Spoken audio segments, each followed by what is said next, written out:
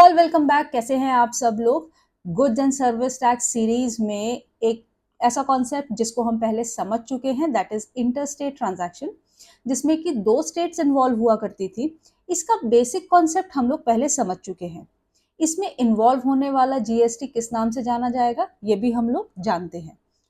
अब आज इस टॉपिक में, इस वीडियो में हम लोग सीखने वाले हैं कि जो हम आउटपुट जीएसटी कलेक्ट करते थे उसको इनपुट जीएसटी के साथ कैसे एडजस्ट किया जाएगा।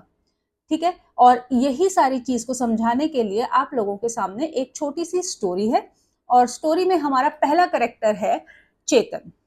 आपको देख के लग रहा है कि कोई प्रोफेशनल है, बिल्कुल ठीक सोच रहे हैं आप लोग। चेतन दिल्ली में रहने वाला एक chartered accountant, fresh chartered accountant है, very hard working boy, and he is growing really very fast and he has his clients all over the country। तो इनका एक ऐसा ही क्लाइंट है अनुज, जो कि महाराष्ट्र में है और एक बहुत फेमस यूट्यूबर है। अरे वाह, ये तो आपका फेवरेट टॉपिक हो गया। तो चेतन ने दिल्ली में रह के अनुज को कुछ कंसल्टेंसी सर्विसेज दी, और उस कंसल्टेंसी सर्विसेज के लिए उसने जो चार्ज किया, चेतन ने जो चार्ज किया वो अमाउंट था 1 लाख रुपीस का। Very simple. चेतन ने इस सर्विसेज के कॉन्टेक्स्ट में एक इनवॉइस रेज किया, एक टैक्स इनवॉइस रेज किया, और उस टैक्स इनवॉइस में उन्होंने जो जीएसटी अप्लाई किया वो कौन सा जीएसटी था, क्योंकि यहाँ पे चेतन की स्टेट, जो प्रोवाइडर ऑफ सर्विस है और जो रिसीवर ऑफ सर्विस है, इन दोनों की स्टेट अलग अलग होने की वजह से जो जीएसटी यहाँ पे इन्वॉल्व होगा वो होगा आईजीएसटी। ठीक हो गया। तो देखिए, सेल वैल्यू थी 1 लाख रुपीस की, उस पे 18% आईजीएसटी लगाया, 18,000 rupees, and the total invoice value comes out to be 1,18,000। इसका मतलब ये हुआ कि अनुज चेतन को 1,18,000 रुपए की पेमेंट करेगा। उस 1,18,000 में चेतन ने जो रिसीव किया वो था आईजीएसटी ऑफ 18,000 रुपीज। अगेन आपको फुल फॉर्म रिवाइज करा देते हैं। आईजीएसटी का फुल फॉर्म होता है integrated goods and service tax.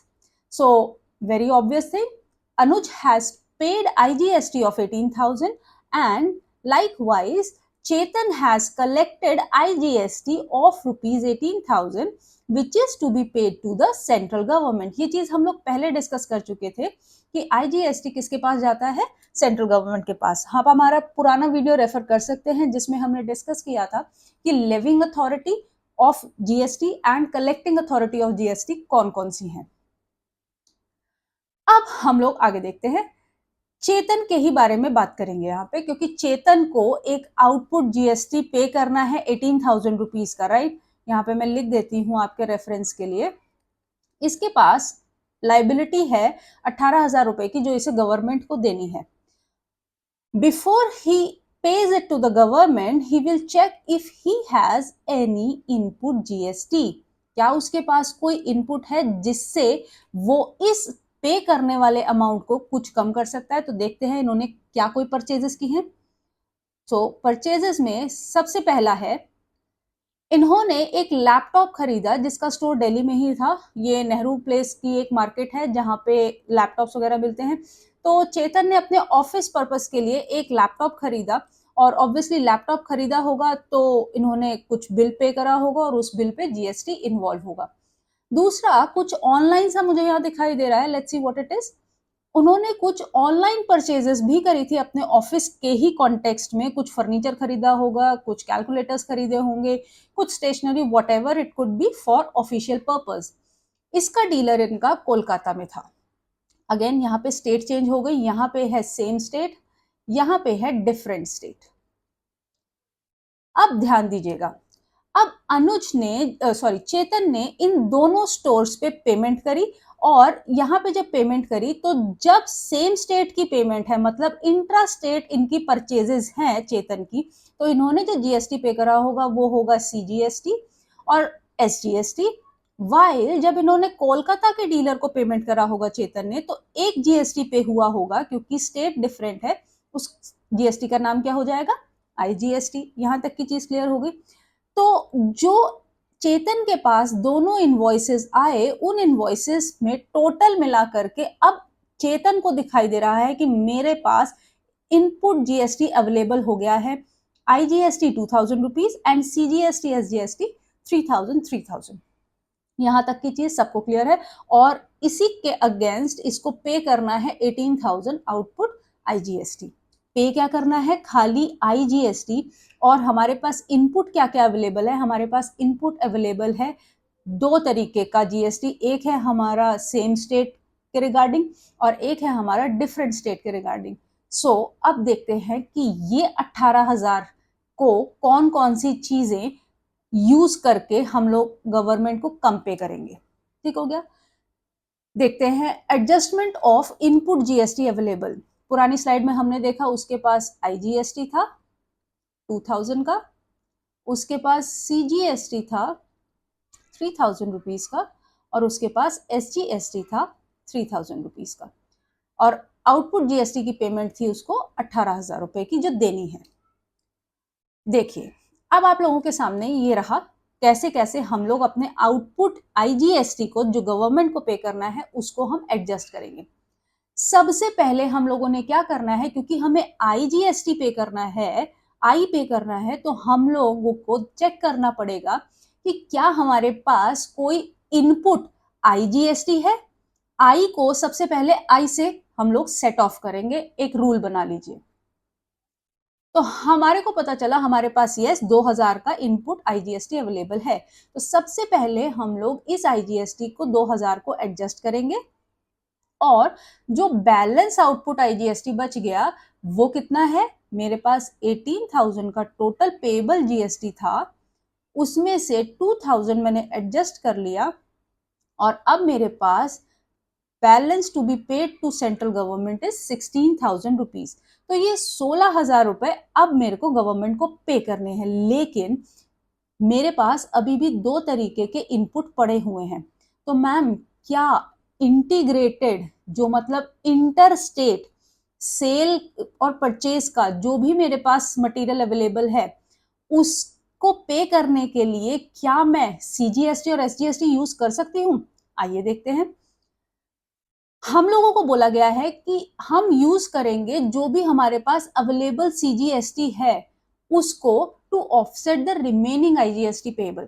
अब जो 16,000 मुझे पे करना है उसमें से मैं ये 3,000 भी एडजस्ट कर लूंगी। मतलब अरे वाह मैम, तो इसका मतलब जो इंटर स्टेट सेल्स का आउटपुट है उसमें हम लोग इंट्रा स्टेट परचेजेस के इनपुट को इस्तेमाल कर सकते हैं। ठीक हो गया। तो इसका मतलब अब जो मेरे पास जीएसटी पेएबल है वो आ गया 13,000 रुपीज का। ठीक हो गया। तो now I am left with 13,000 rupees to be paid to the government. लेकिन अभी भी मेरे पास एक जीएसटी का इनपुट और बचा हुआ है और वो है स्टेट से रिलेटेड। तो क्या मैम हम इसको यूज कर सकते हैं? जी हाँ, आप इन आउटपुट आईजीएसटी को सेट ऑफ करने के लिए state related GST input use कर सकते हैं। तो यहाँ पे अब जो 13,000 का बैलेंस मुझे बचा था उस 13,000 में से मैं ये 3,000 भी इस्तेमाल कर लूंगी, और अल्टीमेटली अब मुझे गवर्नमेंट को जो पे करना होगा वो होगा सिर्फ 10,000 रुपए का amount instead of 18,000 rupees. So I hope आप लोगों को ये सारी चीज समझ आ गई होगी। मैं आपको दोबारा से बता देती हूं। तो इसका मतलब मैंने ये बोला कि अपने आउटपुट आईजीएसटी सेट करने के लिए, सेट ऑफ करने के लिए मुझे सबसे पहले जो टर्म आगे दी हुई है पहले उसी के इनपुट का इस्तेमाल करना होगा। अगर उसका इनपुट खत्म हो जाता है और फिर भी मेरे पास पेमेंट करने को बची है तो इंटीग्रेटेड को सेट ऑफ करने के लिए मैं सीजीएसटी और एसजीएसटी का इस्तेमाल कर सकती हूँ। ठीक हो गया। अब इसी चीज को हम लोगों ने आगे इस टेबल के फॉर्मेट में समझा है। आइए देखते हैं। मुझे पे करना है आउटपुट आईजीएसटी। मेरे पास इनपुट में तीन चीजें अवेलेबल है, आईजीएसटी, सीजीएसटी एंड एसजीएसटी। ध्यान दीजिएगा जो अभी हमने आपको लिख के बताया वो रहा ये। इस आउटपुट को सेट करने के लिए, सेट ऑफ करने के लिए सबसे पहले आई को क्रॉस करेंगे आई से। आई अगर खत्म हो गया है इनपुट तो हम सी सेंटर जीएसटी का इनपुट यूज करेंगे। अगर सेंटर सीजीएसटी का मेरा इनपुट एग्जॉस्ट हो गया है तो हम स्टेट जीएसटी का इनपुट यूज करेंगे। अगर तो फिर भी मेरी पेमेंट आउटपुट आईजीएसटी की बाकी है तो उसको बैलेंस अमाउंट को हम बैंक के थ्रू पे कर देंगे। First thing, simple and clear. अब हो सकता है दूसरा केस, मेरे पास आउटपुट सीजीएसटी पे करने का है, मतलब मैंने कोई आउटपुट सीजीएसटी का मतलब आप लोग ध्यान से अगर सोचेंगे तो इसका मतलब मैंने जो सेल करी है वो है मेरी इंट्रास्टेट सेल, जिसपे मैंने आउटपुट सीजीएसटी कलेक्ट करा है और मुझे सरकार को पे करना है। मेरे पास अवेलेबल इनपुट्स अवेलेबल हैं सिमिलरली जैसे पहले ऊपर में थे, आईजीएसटी, सीजीएसटी एंड एसजीएसटी। लेकिन यहाँ पे एक चक्कर है, आप बस इतना ध्यान रखिएगा कि सेंटर और स्टेट का आपस में झगड़ा है और ये दोनों आपस में बोलते हैं भाई साहब हम पैसा एडजस्ट आपस में नहीं करेंगे, तुम्हारा अगर कोई लेन देन है तो आप सेंटर से लीजिए, हम आपको अपना क्रेडिट नहीं देंगे। ठीक हो गया। तो सेंटर ने बोला मैं कोई आपसे पैसा नहीं मांग रहा हूं स्टेट, आप मुझे कुछ भी क्रेडिट मत दीजिए, आप अपना क्रेडिट संभाल के रखिए। तो अब देखिए अब इसका सेट ऑफ कैसे होगा। हम लोग जो मेरे पास इनपुट अवेलेबल है, तो मैंने आपको पहले बताया जो फर्स्ट टर्म है यहाँ पे सी, तो सेंटर सीजीएसटी, सेंटर जीएसटी का आउटपुट मैं सबसे पहले सेट ऑफ करूंगी सीजीएसटी इनपुट से। अगर उसके बाद भी मेरा आउटपुट सीजीएसटी बचता है तो उसको मैं पे करूंगी इंटीग्रेटेड जीएसटी से, क्योंकि अगर आपको याद हो तो हमने अपने कॉन्सेप्ट के वीडियोस में डिस्कस करा था, आईजीएसटी का लेवी और कलेक्शन किसके पास है, सेंटर के पास है, और सेंटर सबका माई बाप है। ठीक हो गया, सेंटर सबका माई बाप है। तो अगर इंटर स्टेट कोई सेल परचेज हुई है तो ये आपस में सी को भी सपोर्ट करेगा और एस को भी सपोर्ट करेगा, लेकिन सी और एस डायरेक्टली किसी को सपोर्ट आपस में नहीं करेंगे। ये बोल रहे हैं हम तुम सी और एस आपस में एंटी हैं, ये दोनों एक दूसरे की हेल्प बिल्कुल नहीं करेंगे। अगर इंटीग्रेटेड कोई मेरे पास इनपुट अवेलेबल है तो उसका इस्तेमाल डेफिनेटली किया जा सकता है सी की हेल्प करने में, सी का आउटपुट सेट ऑफ करने में। ठीक है, और अगर मेरे पास फिर भी उसके बावजूद भी इंटीग्रेटेड जीएसटी एडजस्ट करने के बाद भी अगर कोई आउटपुट सीजीएसटी बचता है उसको हम बैंक के थ्रू पे कर देंगे। नेक्स्ट है मेरे पास आउटपुट एसजीएसटी। कॉमन सी बात है, अगर इंट्रा स्टेट कोई सेल हुई है, आउटपुट सीजीएसटी है आपके पास, तो ऑब्वियस सी बात है आउटपुट एसजीएसटी भी होगा, क्योंकि ये दोनों पैरेलल चलते हैं।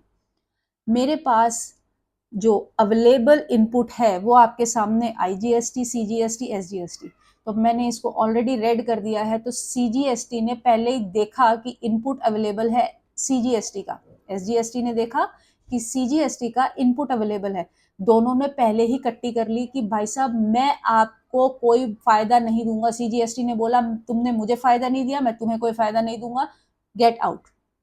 तो अब सीजीएसटी ने किसका मुंह देखा, सीजीएसटी ने पहले देखा कि क्या मेरे पास कोई इनपुट एसजीएसटी है।